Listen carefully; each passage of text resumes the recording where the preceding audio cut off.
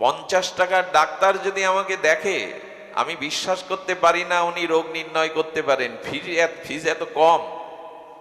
কিন্তু যদি 1 মাস ধরে আর তার সিরিয়াল পেতে আর যদি 2-5 হাজার টাকা তাকে ফিস দিতে হয়, তখন মনে হয় এই ডাক্তারই ভালো। তো ভগবানের নাম এত সহজ করে আমাদের দিয়েছেন, এই সহজ, অতি সহজ বস্তুতে মানুষের দৃঢ়তা সৃষ্টি হয় না।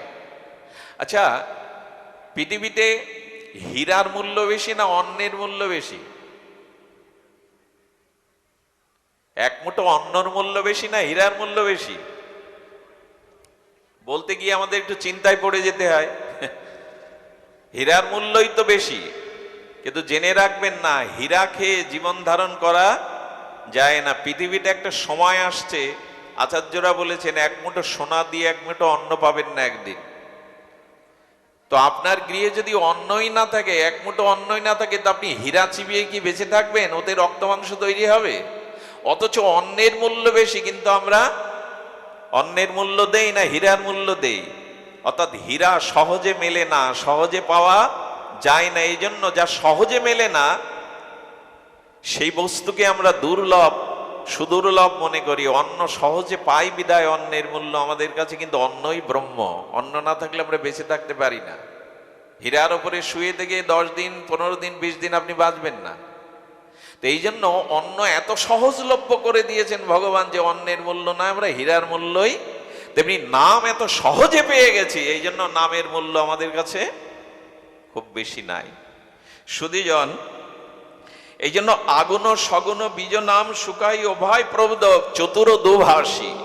তুলসীদাস বলছেন যে দুভাষীর মতো নিরাকার সাকার প্রেম ভক্তিকে জানিয়ে দেয়, সাক্ষাৎকার করিয়ে দেয় এই নাম রূপ তত্ত্ব। এই জন্য আজ আমাদের সামনে এই নামকেই আমরা, দেখুন নামের দ্বারা কি হয়। আমরা আগেই বলেছি, চিত্তশুদ্ধির উপায় চেত দর্পণ মার্জনাম ভব মহা দাবাগ্নি নির্বাপনাম শ্রেয় কৌরব চন্দ্রিকা বিতারণাম বিদ্যাবধূ জীবনাম। মহাপ্রভু বলছেন চেত দর্পণ মার্জনম। মহাপ্রভুর শিক্ষাষ্টকের এই চিন্ময় বাণীর আমাদের একটু অনুধাবন করা চাই। আমাদের মনে অনেক ময়লা জমে আছে, ময়লা তো জমছে। সংসারের বিষয় আশায়, কামনা বাসনা, দুষ্ট বুদ্ধি, প্রবৃত্তি বুদ্ধি, ভোগবৃত্তি আমাদের চিত্তকে বড় মলিন করে তুলেছে। মহাপ্রভু বললেন, চিত্ত এই মলিনকে একমাত্র হরিনামে মার্জন করা যাবে। আগেই বলেছি, কলিযুগে পূজা পার্বণ যাগযজ্ঞ অনেকটা রাজসিক হয়ে গেছে। এখন আর সেই এখান থেকে 5 দশক আগে, 6 দশক আগে সেই যে যজ্ঞের মঞ্চগুলো কেমন ছিল একটু কল্পনা করুন তো। দেবদারের পাতা দিয়ে, কদলী বৃক্ষ দিয়ে মাটির ঘট নির্মাণ করে 15-20টা দল আসতো, যাদের বায়না করতে হতো না, যাদের এগ্রিমেন্ট করতে হতো না 50-60 হাজার টাকা। ওই সহজ সরল লোকগুলো গাড়ি ভাড়া 500 টাকা দিলেই আর একটু প্রসাদ পেলেই আনন্দে তারা মনের মতো করে নাম করে চলে যেত। সব কিছু একটা রাজস্বিক হয়ে গেছে। 70,000-80,000 টাকা না দিলে দল পাওয়া যাবে না। 1 বছর আগে তাদের সিরিয়াল না দিলেও তাদের পাওয়া যাবে না।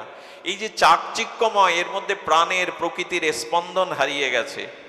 অধিবাস কীর্তন তো আমরা মন দিয়ে শুনি না। ওখানে বলা আছে পূর্ণ ঘট ও কর স্থাপন।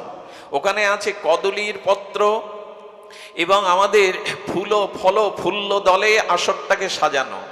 সব কিছুই একটা রাজসিকতার প্রকৃতিকে বাদ দিয়ে আমরা কৃত্রিম উপায়ে সবকিছু করতে শুরু করে দিয়েছি। আর একটা জিনিস হয়েছে, সেটা হলো এই মাইক। মাইকের সামনে না হলে নামের দলকে নাম করতে বলবেন, ওরা নাম করতে সহসা চাইবে না। কারণ নিজের কণ্ঠের কারুকাজ, নিজের কণ্ঠের সুললিত কারুকাজ, শব্দযন্ত্র যেভাবে প্রকাশ করতে পারে, খালি কণ্ঠ অতটা প্রকাশ করতে পারে না। এই জন্য এর নাম মাইক। মাইক মানে কিছুটা মাইক অবস্থায় চলে গেছে। নাম আমি কাকে শোনাচ্ছি? আমার কণ্ঠ শোনাতে এসছি, আমার কণ্ঠের জাদুতে সবাইকে মোহিত করতে আসছি। নাম এই উদ্দেশ্যে না। এটা সঙ্গীত সভা হতে পারে, এটা গানের ফাংশন হতে পারে, লোককে মনোরঞ্জন করা। কিন্তু হরিনামের উদ্দেশ্য একমাত্র চিত্ত শোধন করা। হরিনামের একমাত্র উদ্দেশ্য হরিকে আনন্দ দেওয়া, ভগবানকে প্রসন্ন করা। লোককে মাতানোর জন্য হরিনাম নয়, লোকরঞ্জনের জন্য, লোকের মনোরঞ্জনের জন্য হরিনাম নয়। হরিদাস ঠাকুর পাটবাড়ির জঙ্গলে বসে নাম করবেন কেন বলুন আমায়? আপনারা একটু যদি নবদ্বীপে যান, নবদ্বীপের পাশে ফুলিয়ায় যাবেন, হবিবপুরের পাশে ফুলিয়া, ফুলিয়াতে গঙ্গা প্রবাহমান, গঙ্গা এখনো অনেক বৃহৎ প্রবাহমান। এই গঙ্গার তীরে কীর্তিবাস পণ্ডিতের জন্মস্থান। আমার সৌভাগ্য হয়েছে কয়েকবার যাওয়ার। ওইখানে পাঠ করতে গিয়ে দেখি হরিদাস ঠাকুর যেখানে নাম করতেন গঙ্গা তীরে, পুরো জঙ্গল, এমন জঙ্গল যে যেখানে নাম করতেন ওই গোফায় বড় একটা বিষধর সর্প বাস করত। ওনার কথা মতো সর্পটা চলে গিয়েছিল। আমার মনে হয় নামাচার্য হরিদাস ঠাকুর, মহাপ্রভু তো প্রেমাবতার, নিত্যানন্দ প্রভু প্রেম দাতা, কিন্তু নামাচার্য মহাপ্রভুও নন, নামাচার্য নিত্যানন্দ প্রভুও নন। নামাচার্য ঠাকুর হরিদাস তিনি বেনাপোলের জঙ্গলের বসের মধ্যে নাম করবে কেন? নগরে করতে পারতো না? মাইক দিয়ে করতে পারতো না? কেন? উনি জানতেন নাম রূপ পরম ধনকে আগে নিজের হৃদয়ে বসাও, নামের সাধনার দ্বারা আগে চিত্তকে বিশুদ্ধ করো, নামের শক্তিকে আগে তোমার ভেতরে প্রকাশ করো, তারপরে প্রচার করো। যেটা মহাপ্রভু বললেন, আপনি আচারী ধর্ম জীবেরে শেখাও, না হলে ওই শিক্ষা লোকের কাজে লাগবে না। আমার মতো কিছু মুখস্থ করার শ্লোক আর কিছু শব্দ বিন্যাস করে ঘন্টার পর ঘন্টা আপনাদের বসিয়ে থাকলে কল্যাণ হবে না। যা আমি বলছি তা যদি আমি আচরণ না করি, নিজের ভিতরে যদি আচরণ না থাকে, তাহলে এই শব্দ সাহিত্য দ্বারা মানুষ জাগানো যাবে না। এই জন্য মহাপ্রভু বললেন, আগে হরিনাম করে নিজের কল্যাণ করো, নিজে প্রেম ভক্তি লাভ করো, নিজের চরিত্রকে নির্মল করো, তবে প্রচারে বেরো। আচার করে তবে প্রচার করো, নালে ওই প্রচার খুব বেশি জগতের হিত বা কল্যাণ বয়ে আনবে না। ভালো লাগা এক জিনিস, আর ভক্তি হওয়া আর এক জিনিস।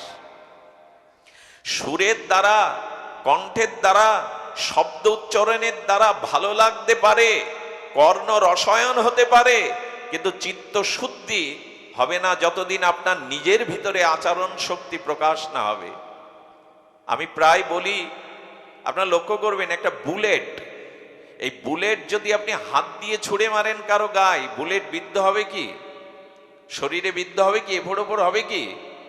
কিন্তু বুলেটটা যদি আপনি রিভলভার দিয়ে শুট করেন, হৃৎপিণ্ড ভেদ হয়ে যাবে, মানুষটা পড়ে যাবে। বুলেট তো দুটোই, কিন্তু হাতের অমন শক্তি নেই। আছে কি? বুলেটের মতো, ওই রিভলভারের মতো হাতের শক্তি নাই, তাই হাত দিয়ে বুলেট ছুড়লে বুলেটটাই ঘা লেগে পড়ে যাবে, শরীরের ক্ষতি হবে না। তেমনি নাম যিনি উচ্চারণ করছেন, নাম যিনি প্রচার করছেন, তাকে একে নামের মহিমা, নির অপরাধে নাম নিতে নিতে যখন চিত্ত শুদ্ধি হবে, নামের শক্তি তার মধ্যে পূর্ণ প্রকাশ হবে, তখনই তার নাম প্রচার সার্থক হবে। কি মনে হয় জানেন? এত নাম হচ্ছে, কিন্তু স্বভাব শুদ্ধি হচ্ছে খুব কম। এর কারণ আমরা যারা প্রচার করছি, এমনকি শাস্ত্রে এও বলা আছে, দেখুন নামে ক্রিয়া হবে, দেরি হলে হবে, শ্রদ্ধায় হেলায় যেভাবে নাম নেন নামের ক্রিয়া হবে। যেমন শাস্ত্রে বলছেন, অগ্নির একটি স্বতন্ত্র ক্ষমতা আছে। অগ্নিকে আপনি জেনে হাত দেন আর না জেনে হাত দেন, অগ্নি কিন্তু তার ক্রিয়া করতে ছাড়বে না। তেমনি ভগবানের নাম আপনি হেলায় অবহেলায়, শ্রদ্ধায় অশ্রদ্ধায় যেভাবে নেন, নামের একটা ক্রিয়া করবে। বিষ আপনি জেনে খান না জেনে খান, বিষক্রিয়া আপনার মধ্যে হবেই। তদুপরি নাম আপনি নিলে, ওই যে বললাম নাম শব্দ ব্রহ্ম, তার একটি কল্যাণ আর কোনো মহিমা প্রকাশ হবে, কিন্তু বিলম্ব হয়ে যাবে। বিলম্ব কেমন জানেন? গাছটি কাঁচা, সেই কাঁচা গাছ 6 মাস জলে ভিজিয়ে রেখেছেন। একে তো গাছ কাঁচা, তাকে জলে 6 মাস ভিজিয়ে রেখেছেন, এরপরে গাছটা জ্বালতে যান, অগ্নিতে দাহ করুন, গাছটা সহজে অগ্নি দাহ হবে না, ওর ভিতরে অগ্নি প্রকাশ হবে না, ধোঁয়া প্রকাশ হবে। অথচ কাঠ তত্ত্বের মধ্যে অগ্নি আছে, সব কাঠের মধ্যেই আছে। আর একটা সারি গাছ, তাকে কর্তন করে 6 মাস রৌদ্রে শুকালেন, এরপরে আগুন দিন দাও দাও করে জ্বলবে। পার্থক্যটা এখানে। যদি আমি নিজে শুদ্ধ আচরণশীল না হয়ে, আর যদি আমি নাম অপরাধকে মুক্ত হয়ে নাম না নেই, তাহলে নামের ক্রিয়াশীল হতে কয়েক জন্ম লেগে যেতে পারে। কি হচ্ছে এখানে? জাগার অভাব। সুধীবৃন্দ, এই জন্য শাস্ত্রে বলছেন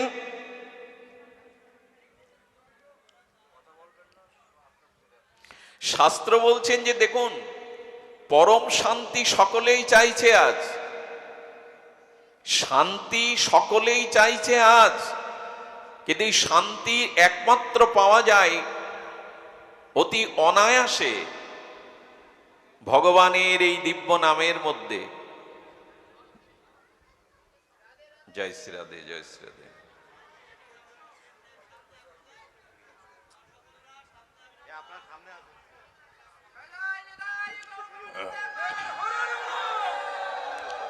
জয় শ্রী রাধে। তো আমরা নাম মহিমা, কটা বাজে এখন? কটা বাজে?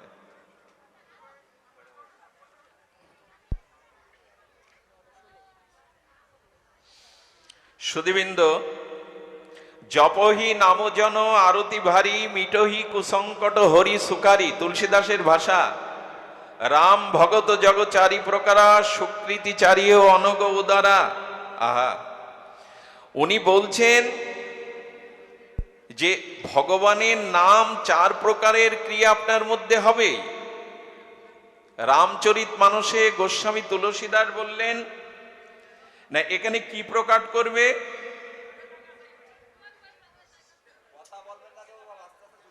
নামে আপনার আর্ত অর্থাৎই জিজ্ঞাসু এবং ভক্তের এই চার প্রকার পুরুষার্থ পূর্ণ করবে। দেখুন, নাম মানে তো আগে বললাম শব্দ, এটা দিব্য শব্দাবলী। শব্দের কথাই যদি আমরা আরো একটু পেছনে ফিরে তাকাই, আমি যদি আপনার নাম ধরে এখানে গালি দেই, অপমান সূচক কিছু গালি দেই, এই শব্দ তো, গালি তো কিছু শব্দ। এই গালি শব্দ ছাড়া আর কিছু নয়, আপনার ক্রোধ জাগিয়ে দেবে, আপনার ভিতরে ক্রোধ জাগিয়ে দেবে, আপনার ভিতরে ক্রোধ জাগাবে, আপনি অসহিষ্ণু হয়ে পড়বেন। প্রশ্ন হলো, কিছু শব্দতে যদি আপনার অসহিষ্ণুতা আসে, আপনার প্রেসার উঠে যায়, তবে এই শব্দ যদি আপনাকে অপমানসূচক গালিরূপ শব্দে যদি ক্রিয়া করতে পারে, তো ভগবানের দিব্য নাম আপনি ভেতরে উচ্চারণ করছেন, স্মরণ করছেন, জপ করছেন, তার ক্রিয়া নেই। তার ক্রিয়া তো হবে। আস্তে, আসলে জায়গা তো পাচ্ছে না মানুষ, একটু শান্ত হয়ে থাকুন। সুধীবৃন্দ, তার ক্রিয়া তো হবেই। আচ্ছা, লক্ষ্য করুন তো, আপনি তেঁতুল তেঁতুল তেঁতুল এই উচ্চারণ করুন, বা কেউ যদি কদবেল কদবেল কদবেল এই উচ্চারণ করে, আমার মনে হয় তেঁতুল শব্দ এক থেকে কয়েকবার উচ্চারণ করলে জিহ্বায় লালা আসতে বাধ্য, অথচ তেঁতুল এখানে নাই, আমি তা আস্বাদনও করছি না। শুধু শব্দের দোতানা এমন যে তেঁতুল উচ্চারণ করলে জিহ্বায় লালা আসবেই, অনেকেরই আসবেই। যদি জাগতিক কোন শব্দ উচ্চারণ করলে লালা ঝরে, কদবেল তেঁতুল উচ্চারণ করলে জিহ্বায় যদি লালা ঝরে, দিব্য ভগবানের নাম উচ্চারণ করলে তার মধ্যে প্রেম ভক্তির জাগরণ কেন হবে না? হওয়া স্বাভাবিক। কিন্তু নাম নিচ্ছি কজন আমরা? এই নামে ব্রতী হলাম কজন আমরা? নামের তো এত মহিমা বলা হচ্ছে, কিন্তু নিলাম কই? শাস্ত্র বলেছেন যে এই জগতে মনঃশুদ্ধি, চিত্তশুদ্ধি, শান্তি প্রাপ্তির উপায় নাম নিয়ে দেখুন। নাম নিতে নিতে মানসিক প্রশস্তি আসবেই।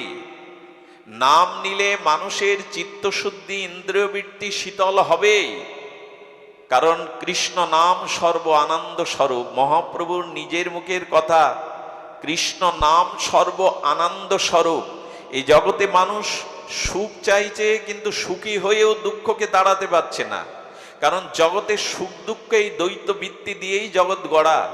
আপনি শীত নিলে, বসন্ত নিলে শীত নিতে হবে, আপনি পূর্ণিমা নিলে অমাবস্যা নিতে হবে, আপনি জোয়ার নিলে ভাটা নিতে হবে, আপনি যৌবন নিলে বার্ধক্য নিতে হবে। এখানে মান পেলে আপনি অপমানটাও নিতে হবে। এই দ্বৈত বৃত্তি দিয়ে জগৎ তৈরি। তেমনি ভগবানের নাম নেওয়ার সাথে সাথে সুখ নয়, কারণ সুখ নিলে বিপরীতে দুঃখ প্রস্তুত থাকতে হয় দুঃখ পাওয়ার জন্য।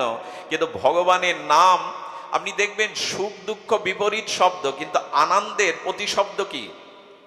আনন্দের কোনো প্রতিশব্দ নাই।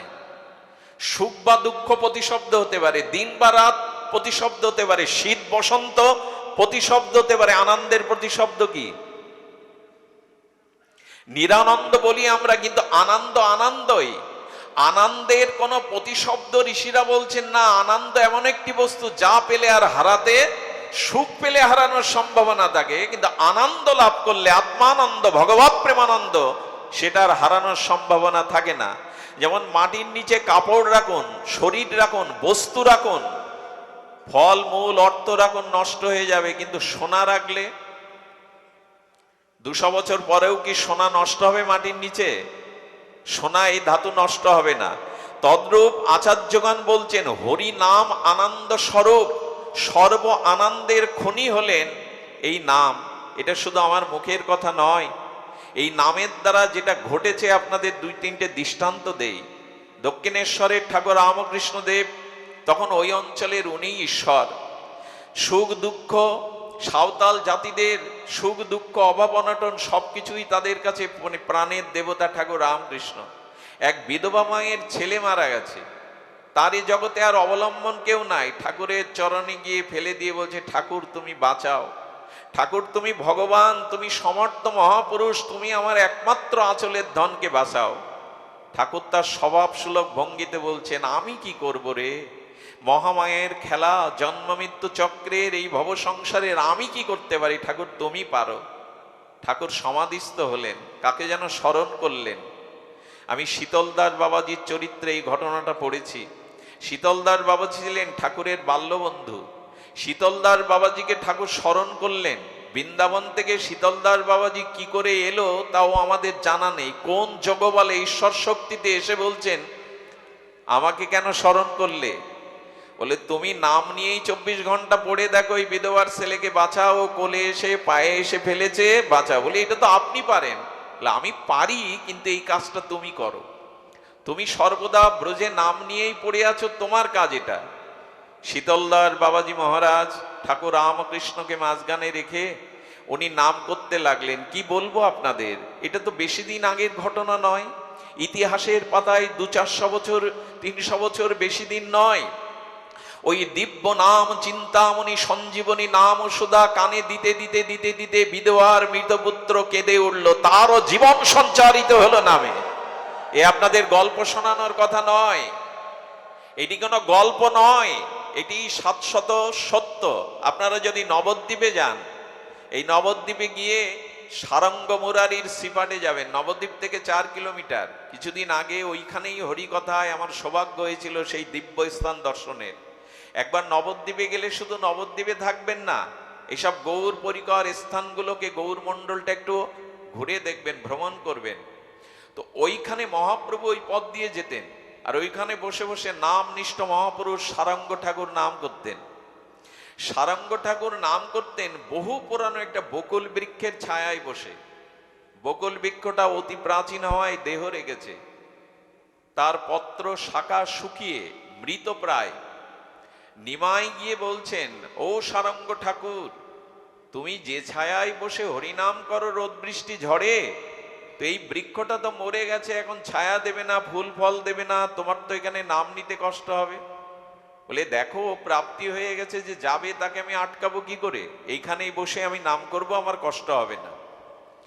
মহাপ্রভু তখন বলছেন, না কষ্ট তো হবেই তোমার। বকুল বৃক্ষটাকে, মৃত বৃক্ষটাকে শ্রীকৃষ্ণ চৈতন্য জড়িয়ে ধরলেন, তার দিব্য সেই প্রেম অনুভূতি দিয়ে হরিনাম নিতে লাগলেন। হরে কৃষ্ণ এই নাম নিতে নিতে নিতে নিতে, আমি জানি না, যদি বিশ্বাস করতে না চান তো একবার সাক্ষাৎ দেখে আসবেন। সেই পারে 450 বছর 550 বছরের আগের বকুল বৃক্ষটা নব যৌবনবতী হয়ে ফল ফুলে শাখায় বিস্তার শীতল ছায়া দিচ্ছে। গাছটাই জীবিত হয়ে গেল, গাছটাই ফল ফুলে ভরে গেল। ওইখানে বসে সারঙ্গ ঠাকুর নাম করেন। বলে, মৃত বৃক্ষ হরিনাম সঞ্জীবনীতে সজীব হয়ে উঠল। গল্প গাথা নয়, এটি মহাপ্রভুর করুণার দান। এটাই অসমর্থ সর্বশক্তিনী সম্পন্ন এই নামের মহিমা। শুধু কি তাই, শুনলে অবাক হতে হয়, এই শ্রীকৃষ্ণ চৈতন্য বিদ্যানগরে গঙ্গাদাস পণ্ডিতের টোলে এই পথ দিয়েই যেতেন। সেখানের মানুষরা আজ ওই পথের ধুলিতে প্রণাম করে, ধুলো মাকে, যে এই পথ দিয়েই চৈতন্য হেঁটেছেন। সেই বিদ্যানগরে গঙ্গাদাস পণ্ডিতের টোল, ওইখানে প্রভু শিক্ষা গ্রহণ করতে যেতেন। সারঙ্গ ঠাকুরের পাশে এসে বলছেন, ও ঠাকুর, বৃদ্ধ হয়েছ, তোমার বিগ্রহ সেবা কে করবে অসুস্থ হলে? আর তুমি তো অসুস্থ, একটু শিষ্যকে করো, কে তোমার সেবা করবে পড়ে থাকলে? উনি অনেক বড়, তো মহাপ্রভুর অনেক বড়, বড় মানে বয়সে বড়। বলে, নিমাই জ্বালাতন করো না তো, এই বকুল গাছটাকে বাঁচিয়ে দিয়েছ ভালো কথা, আমাকে শিষ্য করতে বলো না, শিষ্য করলে অনেক দায়িত্ব নিতে হয়, তাকে উদ্ধার করতে আমি কাউকে শিষ্য করব না, আমি প্রতিজ্ঞা করেছি। বলে, আরে আপনাকে কে দেখবে, বিগ্রহ সেবা কে করবে? বলে, যা একটা উপায় করবে, শ্রীনাম। তোমার কেন এত মাথা ব্যথা? নিমাই যাও, আমাকে নাম করতে দাও। আরে একজনকে তো শিষ্য করুন। বারবার এই কথা বলতে বলতে বিরক্ত হয়ে বলেছেন, যাও নিমাই, জ্বালাতন করো না, কাল প্রভাতে যাকে দেখবো তাকে হরিনাম দিয়ে শিষ্য করব, হয়েছে, এবার যাও। মহাপ্রভু হাসলেন, লীলাময় স্মিত হাসলেন। রাত 3:30-র দিকে ওর পাশে প্রবাহমান গঙ্গায় স্নান করতে গেছেন সারঙ্গ ঠাকুর। স্নান করে হরিনাম করতে করতে আসতে গিয়ে দেখলো মাজার কাছে একটা কলার ভেলা মশারি টানানো এসে বেঁধে গেছে। আরে মশারির দিকে তাকিয়ে দেখে 13 বছরের উপবিদধারী এক তরুণ মৃতদেহ লাশ হয়ে ভেসে এসেছে। বলে, বাহ, নিমাইকে কথা দিলাম কাল প্রভাতে যাকে দেখবো তাকে হরিনাম দিয়ে শিষ্য করবে, এতে দেখি মরা, মৃত। সারঙ্গ ঠাকুর বললেন, হোক মৃত, কিন্তু আমার নাম তো সঞ্জীবনী সুধা, নামের শক্তি আছে মৃতকে জীবন দেওয়ার। 550 বছর আগে এই পৃথিবীর বুকে ঘটে যাওয়া এই নাম মহিমার দিব্য মহিমা, অলৌকিক মহিমা, আজও সেই স্থানগুলি আমাদের সাক্ষী দিচ্ছে। এই দেখো ভগবানের নামের কি মহিমা। সারঙ্গ ঠাকুর কোলে করে তুললেন, গঙ্গা জলে বিধৌত করলেন, কানে দিব্য চিন্ময় মৃত্যুঞ্জয়ী মন্ত্র হরিনাম দিতে লাগলেন। কিছুক্ষণের মধ্যেই ছেলেটি উঠে বসে সারঙ্গ ঠাকুরকে প্রণাম করলেন। এই সংবাদটা ছড়িয়ে গেল, বাতাসের মতো ছড়িয়ে গেল। ওর পিতামাতা নিতে এলো, আরে খোকা চল, ঘরে ফিরে চল।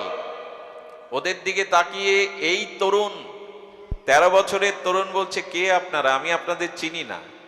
বলে, আগামী গতকাল তোর উপনয়ন হলো, আমরা তোর বাবা মা। সন্ধ্যাবেলায় তোকে বিষাক্ত সর্পে কেটেছিল, মধ্যরাত্রে আমরা তোকে ভাসিয়ে দিয়েছিলাম, বাবা মাকে চিনতে পারছিস না? চিনতে পারে না কেন জানেন? মৃত্যুর সময় মানুষ অতীতের সব ভুলে যায়। মৃত্যু কাকে বলে? গোস্বামী বলেন, মৃত্যুর অত্যন্ত বিস্মৃতি ইতি মৃত্যু। মৃত্যু সব ভুলিয়ে দেয়। ঘুমিয়ে পড়া মানুষটা যেমন সব ভুলে যায়, কে আমি, কে আমার স্ত্রী, ব্যাংক ব্যালেন্স কোথায়, মনে থাকে গভীর ঘুমে। তেমনি মানুষ মারা গেলে তার অতীতের সবকিছু ভুলে যায়, কোনো কিছু স্মরণ থাকে না। যাদের থাকে তারা জাতিস্বর, তারা সংখ্যায় পৃথিবীতে 2-4 জন। মৃত্যু মানে অতীতের সব বিস্মৃতি হওয়া। বলেন, আমি আপনাদের চিনি না। সারঙ্গ ঠাকুর বলছেন, ওরা তোমার পিতামাতা। বলে, বলে দিন, হয়তো কোনো জন্মে ছিল, এই জন্মে আমার পিতামাতা ওরা না। বাবা মা প্রশ্ন করছে, তাহলে তোর পিতামাতা কে? বলেন, যে হরিনাম আমাকে পুনর্জীবন দিয়েছে সেই হরিনামই আমার পিতামাতা, সেই হরিনামই আমার পিতামাতা। আজ থেকে এই হরিনাম আশ্রয় করে আমি বেঁচে থাকবো। বাবা মা ফিরে গেলেন সারঙ্গ ঠাকুরের দুয়ারে। এই মৃত সঞ্জীবনী হরিনামের দ্বারা এই ছেলেটি পরম ভক্ত হয়ে উঠেছিল। নাম পারে নাকি? পৃথিবীর কাছে বিস্ময়, মৃতকে জীবন দিতে আজও বিজ্ঞান থেমে থমকে দাঁড়িয়েছে। বিজ্ঞানীদের চেষ্টা আজও সফল হয়নি, হবে কিনাও জানি না। তবে হরিনাম যে মৃতকে জীবন দিতে পারে এটি মহা সত্য, শুধু সত্য নয়, পরীক্ষিত সত্য। আসলে নামের প্রতি বিশ্বাস, আস্থা, দৃঢ়তা এগুলি নিয়ে যদি নাম করেন তবে নামের শক্তি আপনার মধ্যে ক্রিয়াশীল হবে। কিন্তু আজ দুঃখের বিষয়, মানুষ কত কথাই বলছে সারাদিন, স্ত্রীর কথা, পুত্রের কথা, জামাতার কথা, মেয়ের কথা, সাংসারিক কথা, বিষয়ের কথা। বিষয় কথা যা বলি ততোধিক নাম কি মুখে বলি আমরা? কত কথাই তো ফুলঝুরি ফোটায়, খইয়ের মতো ফোটে বিষয় কথা, হরিনাম কই? মহাপ্রভুর এই যুগ ধর্ম, এটি প্রতিটি জীবের ধর্ম। হরিনাম ব্যতীত কলিযুগে অন্য কোনো ধর্ম চর্চা করলে তার প্রেম প্রাপ্তি মুক্তি অধরাই থেকে যাবে, কারণ এটা যুগ ধর্ম, প্রতিটি জীবের ধর্ম হরিনাম। নাস্তেব্য নাস্তেব্য নাস্তেব্য গতিরন্যতা, এটা মনে করবেন না গৌড়ীয় বৈষ্ণব আচার্য, আমাদের কুলতিলক, আমাদের গৌড়ীয় এই কুল সম্প্রদায়ের অধিদৈবতা শ্রীমান মহাপ্রভু বলেছে, এটা ভাগবত, এটা নিখিল শাস্ত্রের এই শ্লোকটি। হরে নাম হরে নাম হরে নামৈব কেবলম কলৌ নাস্তেব্য নাস্তেব্য নাস্তেব্য গতিরন্যথা। অন্য কোনো গতি নাই। কলিযুগে নাম রূপে কৃষ্ণ অবতার, অন্য কোন ধর্ম কইলে না হইবে পার। আমি আপনাদের শাস্ত্রীয় পরিসংখ্যানে বসছি, সম্প্রদায়ের গোড়ামি করছি না, চাপিয়ে দিচ্ছি না আপনাদের প্রতি। পিতৃ শ্রাদ্ধ মাতৃ শ্রাদ্ধ করে একবার যদি যুগ ধর্ম হরিনাম উচ্চারণ না করেন, সেই শ্রাদ্ধ কাজ করবে না। আপনি পূজা পার্বণ দশবিধ কর্ম যাই করুন, শ্রী ভগবানের নাম উচ্চারণ না হলে সেই যাগযজ্ঞ ক্রিয়াই সফল হবে না। এটা নিখিল বেদ ও শাস্ত্র বলছেন। এমন কোন ক্রিয়া নেই। আচ্ছা লক্ষ্য করুন তো, আপনি পূজায় বসবেন, পুরোহিত পূজায় বসবে, এসে শুদ্ধি হওয়ার জন্য কি নাম নেয়? ওং বিষ্ণু ওং বিষ্ণু ওং বিষ্ণু, এই তো, বা নম বিষ্ণু বলতে হয় কিনা? এরপরে শুদ্ধ হওয়ার জন্য আমরা কি বলি? ওং অপবিত্র পবিত্র বা সর্ববস্তং গতবিবা যৎ সরেত পুণ্ডরিকাক্ষ সবাহ্য অভ্যন্তর সূচি। ভেতর এবং বাইরের সূচি হয় পুণ্ডরিকাক্ষ, অর্থাৎ ভগবানের নাম নিলেই। এরপরে পুরোহিত ঠাকুর বসলেন, বসে উনি কি করেন? আসন শুদ্ধি, জল শুদ্ধি করতে গিয়ে কি বলেন? সেখানেও দিব্য নাম। আর কি বলেন? আসনে বসেই প্রথম যে মন্ত্র, মাধব মাধব বাচি মাধব মাধব হৃদি সরন্তি সাধব সর্বকার্যেষু মাধবাম। ভগবানের নাম নিয়েই সব শুরু। এরপরে যজ্ঞ করেন, হোম করেন। যজ্ঞ সমাপনীতে পুষ্পাঞ্জলিতে কি বলতে হয়? সর্বকার্য শ্রী নারায়ণ বিষ্ণুতে সমর্পিত। আচ্ছা, আপনি দেবদেবীর ভোগ লাগাবেন, যে কোনো ভোগ প্রসাদ করবেন, ওখানে মন্ত্র কি? এতাৎ সম্প্রদান্না এতাৎ দধিবতায়, লক্ষ্মী দেবীর প্রসাদ করছেন, ওখানে কি বলতে হবে? এটা আমার কথা না, চাপিয়ে দেওয়া সম্প্রদায়ের সিদ্ধান্ত না। বলছেন এতাৎ সম্প্রদান্না এতাৎ দধিবতায় শ্রী বিষ্ণবে নমঃ এতাৎ দধিবতায় লক্ষ্মী দেবভ্যায় নমঃ।